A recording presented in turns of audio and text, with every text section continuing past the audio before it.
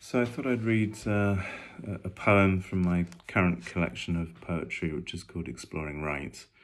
I've not read a poem and shared it through either Facebook or YouTube for a few days. And when I think about this volume of poetry, that there are a number of poems that are better not read aloud or have not been written to be read aloud. And that's part of the deeper content perhaps of this collection. But there are many that can, and the poem I'd like to read this evening has a title which comes from the sort of language or vocabulary of the wine world. And I've been lucky to work as a wine educator for a number of years and someone who writes about wine. And so the title of this poem is Great Length, Impeccable Finish. And length in wine tasting simply refers to how long flavors last in your mouth. And it's quite a simple thing in theory that the longer these flavors last, the better the quality of the wine. Finish is something else. And sometimes these two words are intermixed. People think finish means length, but actually, if you listen to the word finish, it's how a wine finishes up, how it comes together. This is a bit more than balance in wine, but it's like your final impression.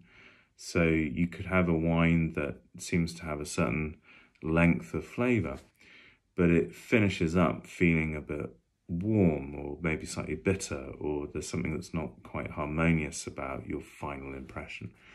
So years ago, before I even thought about this collection, I wrote a slightly humorous poem called Great Length, Impeccable Finish, but taking that wine tasting vocabulary and applying it in part to the writing of poetry.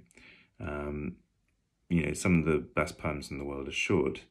And one of the old jokes about people who write long poems is that they simply don't have time to write a short one, because there's a particular art and there's a certain dedication to writing the short poem, if you like, and pulling it off and making sure it has that kind of validity that is different from the writing of longer poems, generally speaking. So, Great Length here is, it's a relatively short poem. Does it have an impeccable finish? I'm not so sure about that. That's for a reader to judge. So the poem, in other words, mixes up that language from wine tasting in the professional or technical sense with the writing of poetry. And there are a few obvious techniques of poetry writing that become clear here, not just poetry, prose as well. So there's an instance of alliteration, where you have these repeated sounds of the same letters, usually consonants or vowels, at the beginnings of words. And there's a very obvious case in this poem of alliteration to talk about excessive technique. But the only other thing I should explain, there's a little bit of French in this poem. Some of the language, of course, of wine tasting is derived from the French language. So there's a reference to sous bois, and sous bois is literally under wood, and it refers to flavors that are like forest floor, whatever that means, but mushrooms, wet leaves, things that are associated with wines that have become mature in bottle, particularly with certain grape varieties. I mean, not exclusively, but Pinot Noir is famous for developing as wine ages in bottle, and good quality examples, these kind of sous bois tastes or flavors, undergrowth, wet leaves, mushroom, things that might sound a little odd for a wine, but actually with enough fruit and with enough structure and all the things that make up the wine, is actually it makes it more complex to taste, perhaps. So this poem is called Great Length, Impeccable Finish. And it's as much about writing as wine tasting. Great length, impeccable finish.